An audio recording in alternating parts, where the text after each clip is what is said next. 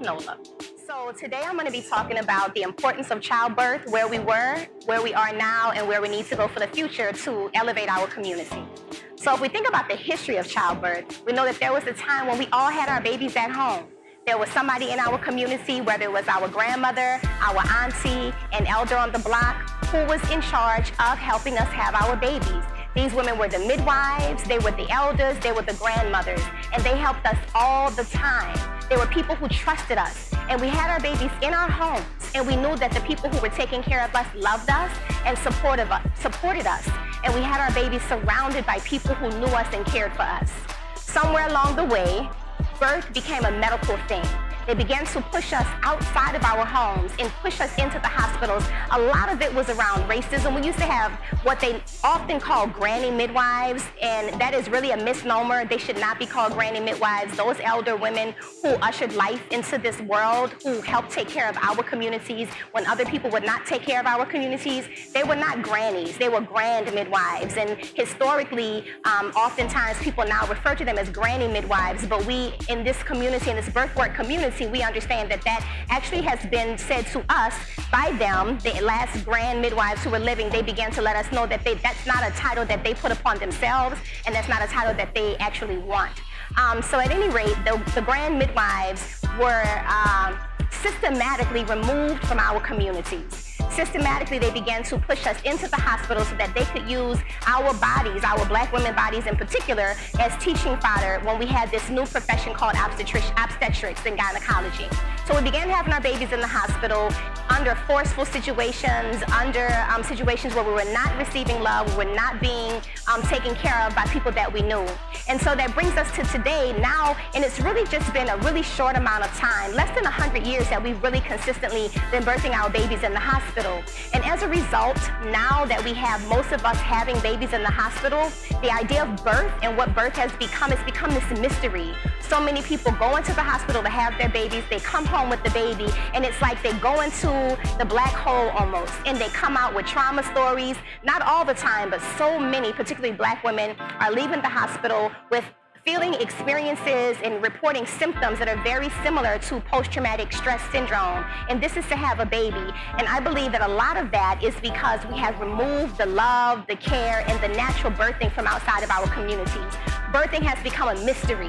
There was a time when we birthed at home that birth was something that we all knew about. All women understood how babies were born and what we needed to do to make sure that baby came safely. Now we're ushered into the hospital. It has become like a mystery. You are not surrounded by people that we love. We're getting doped up with medications to make labor start early, medications to make labor stop, medications to make babies come quicker than they're designed to come, medications to change how we feel the experience of birth.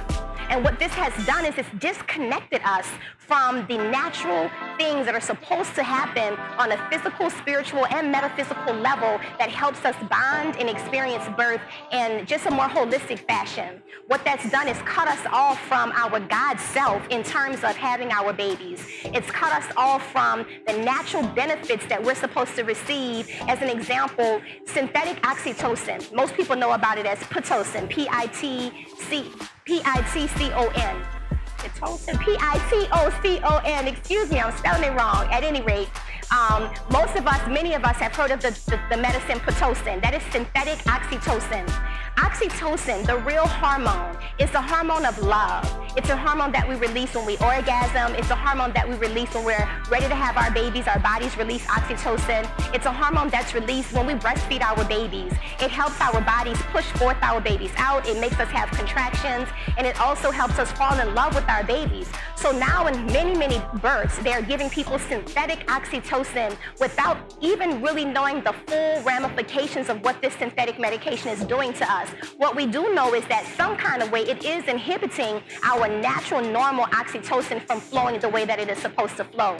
We go into the hospital now, we're full of stress hormones. Our heart rate's up, our bodies are not functioning properly, we're in fight or flight state, and what this means is we're flowing with adrenaline. Adrenaline stops the flow to our babies. You hear oftentimes women talk about they have to have an emergency cesarean section. That's related to multiple things. One of them is the stress that we feel when we go into a hospital. Our natural instinct is not to be in a foreign place with lots of bright lights, with many strangers all around us.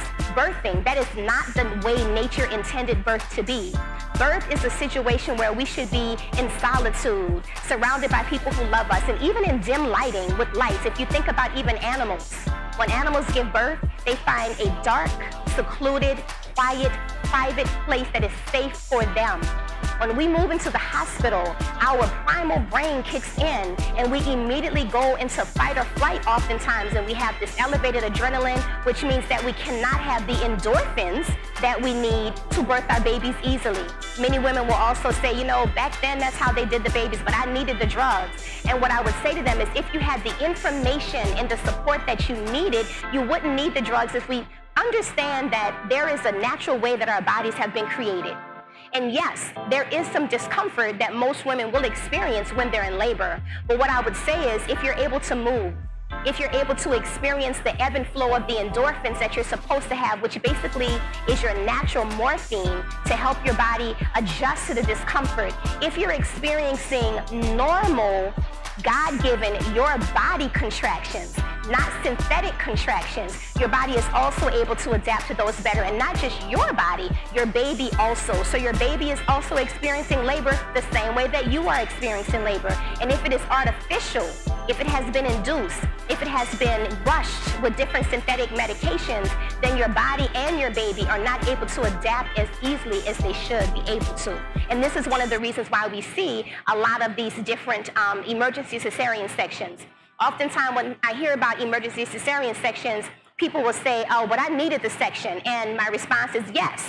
By the time you had assault after assault after assault, at that point, yes, your baby was in distress and you did need the cesarean section. But when we think about entering the hospital is assault number one, because your adrenaline's going up, your endorphins are down, your oxytocin isn't flowing, so your baby's been assaulted. Assault number two, your baby gets medications. Maybe it's an IV pain medication. Maybe it's an epidural. Assault number three, now your baby's getting synthetic oxytocin. And so assault after assault after assault, yes, indeed, now your baby does need an emergency cesarean section, because we have pretty much broken them down and got them to a place where they can no longer function normally.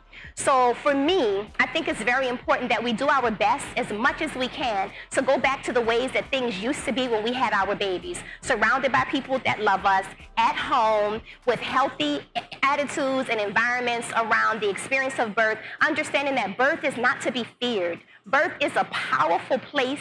It is a powerful experience to be revered, but not to be feared. Fear is another thing that changes our hormonal cocktail and keeps us from moving forward through the birth experience as easily as we could be. When you are in fear, it also increases your adrenaline, increases your fight or flight hormones, and stops your labor progress. When you are surrounded by people who love you, whether that's at home or in the hospital, say a doula or a midwife who you trust, who you know, who you've had a relationship with, that will change your experience.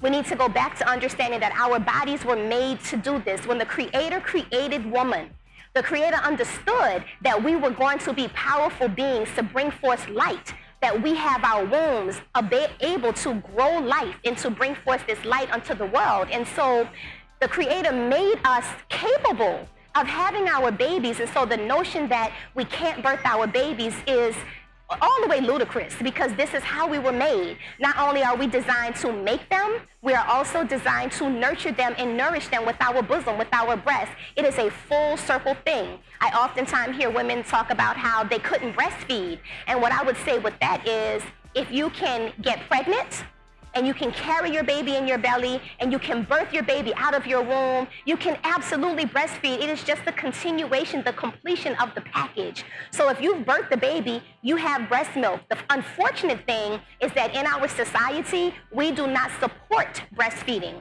We rush women back to work at 4 and 6 weeks after they've had their babies. They're traumatized after having their babies because they've been intruded upon by random different physicians that they don't know, by different medical students that they don't know, by different nurses that they don't know. And so as a result, they're not comfortable breastfeeding. They don't have the bond with their baby that they would have had if they had had a normal, natural birthing process. They're traumatized. Maybe they fall into postpartum depression, so they're not able to breastfeed effectively. Their grandmother, their partner, their sister friend chastising them, talking negatively about why they're breastfeeding. So these are the things that stop women from breastfeeding. And another thing that we do is we don't understand that when it's breastfeeding time, the reality is that's all it is. A lot of times we want to be able to do other things while we're breastfeeding. Well, I'm still trying to get the housework done, or I'm still trying to take a class in school, or I'm still trying to go back to work. And the reality is we cannot do all of those things. When it is time to breastfeed, we need to be breastfeeding. So it's a continuum, and I do understand that birth has shifted and changed, and it is my goal that with information and support, we can begin to go back to the way that it. So just like there were traditions that we had while we were pregnant and in the labor and delivery process, we also had traditions in the postpartum period. So after a mom had a baby, the baby was not fully, well, the baby was her full responsibility, but she didn't have to worry about so many other things. There was community that showed up, that helped to cook, that helped to clean, that helped take care of this mom and her new family so that she could focus on taking care of her new baby. This is so critical and so important. When we begin to understand how we can support moms in the postpartum period, then we can also help decrease postpartum depression in our community and increase the level of bonding that can happen between mothers and their new babies. We have to remember that in the immediate postpartum period, we have an obligation in a way that we need to be supporting each other. So if you are a mother and you remember what you wish you had after you had your baby, then it is up to us to just begin doing those things. So often I'll have conversations with elders who would say to me, oh, back in the day when people would have babies in the church, we would cook for them and we would do these different things. And what I say is, let's start doing those things again. You don't have to be a doula or a midwife, or you just have to be a sister from the community who knows that the girl next door or the woman around the corner or somebody from your community had a baby, and you can show up and help her with food, with laundry, with taking care of her older children, helping her out so that she can spend the necessary time with her newborn. So as I mentioned, I am Nicole. I am the CEO of Systematize Productions, and what our goal is to shift the paradigm, to change the way we think about pregnancy and birth so that we can change the narrative that says Black women and Black babies die more than Caucasian babies and Caucasian women in this country. Currently, that is the truth, but it is time that we begin to work on ending the perinatal disparities that plague our communities. I believe that birth is the revolution, and if we rise up and change the way we think about conception and pregnancy and birth, we can change the vibration of our communities. You can find me at sistamidwife.com, SISTA midwife.com, where we have the largest Black midwives and doulas directory on that website. Find the people that you need to support you, to surround you with love in your experience, and that in and of itself can change your outcomes. Catch me on Instagram, on Twitter, on Facebook at Sister Midwife. Peace.